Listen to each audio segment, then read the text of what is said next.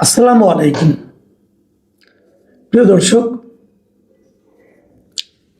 আমি এই আলোচনার শুরুতেই মিস্টার হৃদয় হাসান নামে এক ভদ্রলোককে ধন্যবাদ দিতে চাই। কে এই হৃদয় হাসান? তিনি কুষ্টিয়া সদর উপজেলার সোনাপুর নোয়াপাড়া এলাকার একজন বাসিন্দা এবং উনি জেলা ছাত্রদলের একজন সদস্য, আহ্বায়ক কমিটির সদস্য। উনি ছাত্রদল করেন, সরকারি দলের সঙ্গে আছেন, এই জন্য ওনাকে ধন্যবাদ দিতে চাই। বিষয়টা কিন্তু তা নয়। সেটা হলো আমি ওই ছাত্রদলের জেলা কমিটির আহ্বায়ককে ধন্যবাদ দিতাম, কিন্তু আমি হৃদয় হাসানকে দিতে চাই। এই কারণে চাই, উনি একটা কাজের কাজ করেছেন। এই কাজটা আমাদের অনেকেরই করা উচিত। আমরাও ছোটোখাটোভাবে করার চেষ্টা করেছি, কিন্তু কাজ হয়নি। উনি একটা কাজ করেছেন। এই কাজটা হলো, উনি ওই এলাকার যিনি সংসদ সদস্য আছেন জামাতে ইসলামের মিস্টার আমির হামজা, খুবই আলোচিত লোক আমির হামজা। ওনাকে চেনে না বাংলাদেশে এমন লোক খুব কমই আছে। ওনার মুখের জন্য, ওনার কথার জন্য, ওনার কথার ভাষার ব্যবহারের জন্য এবং সেই ভাষার অন্তর্নিহিত ভাবের জন্য উনি বিশাল আলোচিত ব্যক্তি একজন। আমি আর সমালোচিত বললাম না, হয়তো বলতাম, কিন্তু এখন উনি সম্মানিত সংসদ সদস্য, কিন্তু এটা বলা তো ঠিক হবে না। তাহলে আবার তাবৎ সংসদ সদস্য সম্পর্কে মানুষের ধারণা আবার চেঞ্জ হয়ে যাবে। কাজে আমি ওনাকে আলোচিতই বললাম। এই আমির হামজা সাহেবের ব্যাপারে আইনি নোটিশ পাঠিয়েছেন ওনাকে একটা। সেই আইনি নোটিশটা কি?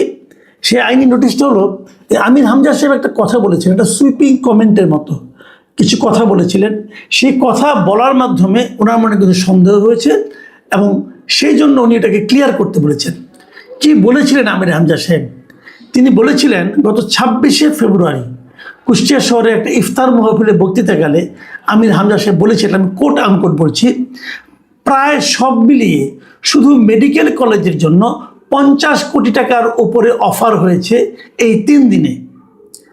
তাও কেউ জানবে না, শুধু আল্লাহ বাদে। আমি বলেছি 50 কোটি কেন, 100 কোটি পুরা কুষ্টিয়া লিখে দিলেও আমি আমার জায়গা থেকে এক চুল নড়ব না। মানে উনি কত নীতিবান ব্যক্তি সেটা প্রমাণ করেছেন, যে উনি 50 কোটি না, 100 কোটিও না, যদি পুরো কুষ্টিয়া লিখে দেয় তাও উনি ওনার নৈতিক অবস্থান থেকে এক চুল নড়বেন না। এমন কথা যদি বলতে পারেন, তার প্রতি শ্রদ্ধায় মাথা নত হয়ে আসে না? আসে তো। কিন্তু প্রশ্ন হচ্ছে, ওনাকে 50 কোটি টাকার অফারটা কে দিয়েছেন? কেউ কি দিয়েছেন নাকি কেউ দেননি? উনি বানিয়ে বানিয়ে বলেছেন। যদি বানিয়ে দেন, আমি আপনাকে বললাম যে আমাকে একটা রিপোর্ট করার জন্য 10 কোটি টাকা অফার করা হয়েছে। আমি 50 কোটি বললাম না, কারণ অত টাকা আমাকে কেউ অফার করবে না। ধরলাম 1 কোটি টাকা অফার করেছে, 1 কোটি টাকা অফার করেছে, আমি সেটা নিইনি। তো আপনি জিজ্ঞেস করেন, ভাই কে অফার করেছে? নাকি না, তার নাম আমি বলবো না। তো তার নাম বলবো না কেন? আপনাকে যদি কেউ অফার করে থাকে, এই অফার করাটাই তো একটা অপরাধ। অফার করাটাই অপরাধ না? আপনি নিবেন কি নিবেন না সেটা পরে এলাম। এই যে অফার করলো, ওই লোকটার নামটা প্রকাশ করে দেওয়াই তো আপনার নৈতিক দায়িত্ব। নীতি কাকে বলে? আপনাকে একজন কুপ্রস্তাব করলো, সেই কুপ্রস্তাবটা যে করলো তাকে সমাজের কাছে প্রকাশ করে দেওয়া কি আপনার কাজ না? আপনার দায়িত্বের মধ্যে পড়ে না? আপনার মনে করেন, আমি একটা ঘটনা বলি। সাকিব আল হাসানকে কিন্তু একবার আন্তর্জাতিক ক্রিকেট বোর্ড আইসিসি সাসপেন্ড করেছিল, কিন্তু নিষিদ্ধ করেছিল। মনে আছে আপনাদের? প্রায় 2 বছর ধরে নিষিদ্ধ করেছিল, পরে সেটা একটু কমিয়েছিল। কেন করেছিল? এই যারা বেটিং করে, মানে বাজি টাজি ধরে, তাদের কেউ একজন ওনাকে একটা মেসেজ পাঠিয়েছিলেন যে বাজির ক্ষেত্রে উনি হেল্প করবেন। সেই মেসেজ অনুযায়ী কোনো কাজ সাকিব আল হাসান কিন্তু করেনি, মানে উনি বেটিংয়ের পার্ট হননি। কিন্তু তারপরেও ওনাকে সাসপেন্ড করা হয়েছিল এই কারণে যে ওনাকে যে মেসেজ করেছিল সেটা উনি কেন আইসিসিকে জানায়নি, অথবা কেন উনি বাংলাদেশ ক্রিকেট বোর্ডকে জানায়নি। এরকম একটা কুপ্রস্তাব ওনার কাছে এসেছিল, উনি সেটা চুপচাপ বসেছিল, কাউকে জানায়নি। এই যে কাউকে জানায়নি, এটা অপরাধ। এবং এই অপরাধের কারণে ওনার শাস্তি হয়েছিল, শাস্তি মাথা পেতে নিতে হয়েছিল। সাকিব আল হাসান ওই সময় বাংলাদেশের সবচেয়ে 1 নম্বর প্লেয়ার ছিলেন, তাকেও কিন্তু আন্তর্জাতিক ক্রিকেট বোর্ড সাসপেন্ড করেছিল এবং উনি খেলতে পারেন নাই দীর্ঘ সময়। তো এই যে ঘটনাটা, যে গোপন রাখাটাও অপরাধ, তাহলে এরা গোপন কথা বলে কেন? কেন বলে আমাকে অফার করেছিল, আমি অফার মানিনি? হৃদয় হাসান বলেছেন, ভাই আপনাকে এটা প্রকাশ করতে হবে যে আপনাকে কে ঘুষ দেওয়ার প্রস্তাব দিয়েছিল, তাকে আমরা চিনতে চাই। ওই যে আপনি 7 দিনের মধ্যে আমাদেরকে না বলেন, তাহলে আপনার বিরুদ্ধে আমরা আইনগত ব্যবস্থা নেব। আচ্ছা, এই ঘটনা কি প্রথম এই দেশে? প্রথম না, আসেন আমরা একটু আগের থেকে আসি। আচ্ছা, আগে প্রথমটা বলি। গত কয়েকদিন আগে আমাদের একজন সাবেক উপদেষ্টা, এনসিপির মুখপাত্র মিস্টার আসিফ মাহমুদ সজীব ভুঁইয়া, উনিও বলেছিলেন যে ওনারা যখন ক্ষমতায় এলেন তখন এই ডিপ স্টেট ওনাদেরকে প্রস্তাব দিয়েছিল যে আপনারা আমাদের কথা অনুযায়ী চলেন, আপনারা 2029 সাল পর্যন্ত ক্ষমতায় থাকবেন, সেই ব্যবস্থা আমরা করে দেব। কিন্তু ওনারা এতই গণতান্ত্রিক, ওনারা এতে রাজি হননি। তারপর মিডিয়াগুলো জিজ্ঞেস করলো, ভাই এই ডিপ স্টেটটা কে? উনি বলছেন, না আমি এখন নাম বলবো না। কেন নাম বলবেন না কেন? নাম বলবেন না কেন? ডিপ স্টেট তো খারাপ জিনিস, তাই না? তো সরকার না, সরকারের বাইরে কেউ যারা নাকি সরকারকে প্রভাবিত করতে চায়, অনৈতিকভাবে প্রভাবিত করতে, তাও তো খারাপ। সেই খারাপ লোকগুলি কারা আপনি বলবেন না কেন? তো সেই লোকগুলো যে এখনও যেন সমাজে থাকবে, খারাপ লোকগুলো যে থাকে তারা আরও খারাপ কাজ করবে, নাম বলবেন না কেন? প্রশ্ন হলো, নাম কি জানেন? আরও প্রশ্ন হলো, সে নাম কি কেউ কি আদৌ আপনার কাছে প্রস্তাব দিয়েছিল, নাকি আপনি বানিয়ে বানিয়ে নিজের গুরুত্ব বাড়াচ্ছেন? আরেকটা প্রশ্ন আছে, সেটা কি আপনি নিজেই আবার ডিপ স্টেট না? তো আপনারা নিজেরাই কি ডিপ স্টেট না? কারণ আপনারাও তো ইউনিসেফ 2029 পর্যন্ত থাকুক এটা চেয়েছিলেন। আচ্ছা ঠিক আছে, আমরা আরেকটা উদাহরণ দিই। এই আইনশিবির আরেক নেতা নাহিদ ইসলাম, তিনি একবার 71 টেলিভিশনকে একটা, কিছুদিন আগের কথা, 71 টেলিভিশনকে একটা ইন্টারভিউ দিয়েছিলেন। সেই ইন্টারভিউতে আপনি বলেছিলেন যে আমরা যাদেরকে উপদেষ্টা বানিয়েছি, এই উপদেষ্টা অনেকেই নিজেদের আখের গুছিয়েছে, তারা গণ অভ্যুত্থানের সঙ্গে বিট্রে করেছে, এবং যখন সময় আসবে এদের আমরা নাম প্রকাশ করব, এই লোকগুলি এখন সেফ এক্সিট খুঁজতেছে পলিটিক্যাল পার্টিগুলির সঙ্গে বসে। বলা হয়েছিল কারা তারা? উনি বলছেন না, নাম পরে বলবো। উনি কি বলেছিলেন, যখন সময় আসবে তখন আমরা এদের নাম উন্মুক্ত করব। তার মানে উনি নামগুলি জানেন। সময় ভাই এখনো আসে নাই। প্রতিদিন তো সরকারের বিরুদ্ধে বলেন, প্রতিদিন তো বিএনপির বিরুদ্ধে বলেন, এখন আপনাদের সময় আসে নাই নামগুলি বলার জন্য? নাকি লেনদেন করেছেন, লেনদেন করে চুপ হয়ে গেছেন, কিছু পেয়েছেন, বলছে ওরা হয়তো বলছে ভাই আমাদের নাম বলেন না, তোমার কিছু টাকা দিই, টাকা নিয়ে চুপচাপ বসে আছেন? আমি কিন্তু এই সন্দেহ করি ভাই। আপনি একটু সতলোক হতে পারেন, কিন্তু আমার মনে এই সন্দেহটা আছে এই কারণে আপনি তো নাম প্রকাশ করেন নাই। আচ্ছা, আরেকজনের কথা বলি। আপনাদের নিশ্চয়ই মনে আছে, আমাদের একজন খুব গুরুত্বপূর্ণ উপদেষ্টা ছিলেন, তিনি হলেন আসিফ নজরুল, ঢাকা বিশ্ববিদ্যালয়ের অধ্যাপক, খুব গুরুত্বপূর্ণ লোক। এবং উনি প্রথম আলোতে নিয়মিত কলাম লিখতেন, উপন্যাস লেখেন, বহুমুখী প্রতিভার অধিকারী উনি। এবং আমি ওনাকে সৎ হিসেবেই জানি, আমি ওনাকে পছন্দও করি। তো উনি একবার বলে বসেন নাই যে 5-6 জন সাংবাদিক উপদেষ্টা হওয়ার জন্য ওনাকে ফোন করেছে, তদবির করেছে, বলেননি? বলেছিলেন তো। সেই 5-6 জন সাংবাদিককে নাম প্রকাশ করেছেন, করেননি কেন? আমি তখনই একটা প্রশ্ন করেছিলাম, আপনি যখন 5-6 জন সাংবাদিকের নাম বললেন, তখন কিন্তু আপনি পুরো সাংবাদিক সমাজকে একটা প্রশ্নের মুখে দাঁড় করিয়ে দিলেন। কে সেই 5-6 জন সাংবাদিক? নাম বলেন। আপনি নাম কেন বললেন না? যদি আপনি নাম বলতে না পারেন, তাহলে আপনি 5-6 জন সাংবাদিক কেন বললেন? তার মানে আপনি কিন্তু পৃথিবীর তাবৎ প্রফেশন থেকে একটা প্রফেশনকে বেছে নিলেন আপনার সন্দেহটাকে ছড়িয়ে দেওয়ার জন্য। এটাকে আপনি ঠিক করেছেন? কাজটা ঠিক করেননি। ওনার সঙ্গে গত নভেম্বর মাসের শেষ দিকে 2025-এর আমার সঙ্গে পার্সোনালি দেখা হয়েছিল।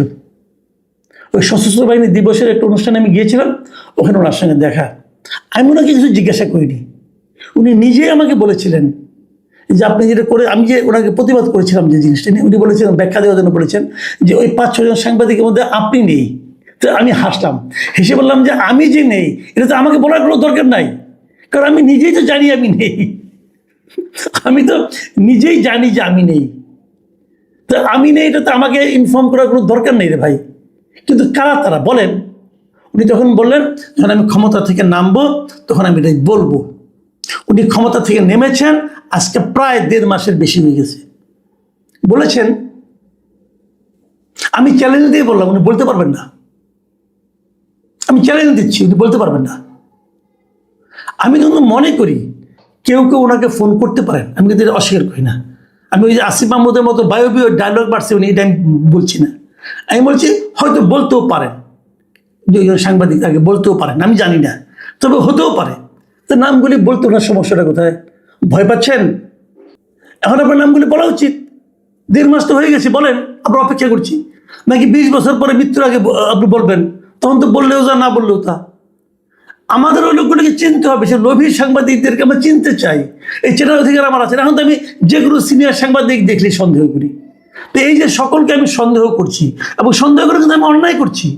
এই যে আপনি আমাকে অন্যায় করার জন্য প্ররোচিত করছেন, আপনি ঠিক করছেন।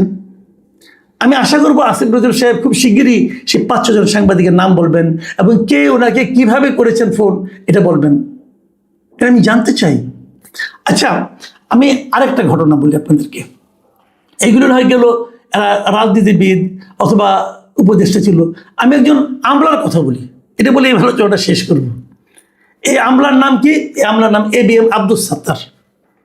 তিনি একসময় বেগম খালেদা জিয়ার একান্ত সচিব ছিলেন। উনি 2025 সালের অগাস্ট মাসের 8 তারিখে উনি রাজধানীর বিয়াম মিলনায়তনে একটা সেমিনারে অফিসার্স ক্লাবের সাধারণ সম্পাদক হিসেবে, সাধারণ সম্পাদক এবং বৈষম্য বিরোধী কর্মচারী ঐক্য ফোরামের সভাপতি ছিলেন তখন তিনি। ওখানে BCS ক্যাডারের এক সমাবেশে উনি বক্তৃতা দিচ্ছিলেন, এবং ওই বক্তৃতা দেওয়ার কালে তিনি বলেছিলেন যে অন্তর্বর্তী সরকারের 8 জন উপদেষ্টার সীমাহীন দুর্নীতির প্রমাণ ওনার নিজের কাছে আছে। এবং তারপরে বলছে যে এই উপদেষ্টাদের সাথে যোগাযোগ ছাড়া গুরুত্বপূর্ণ নিয়োগও হয় না, বদলিও হয় না।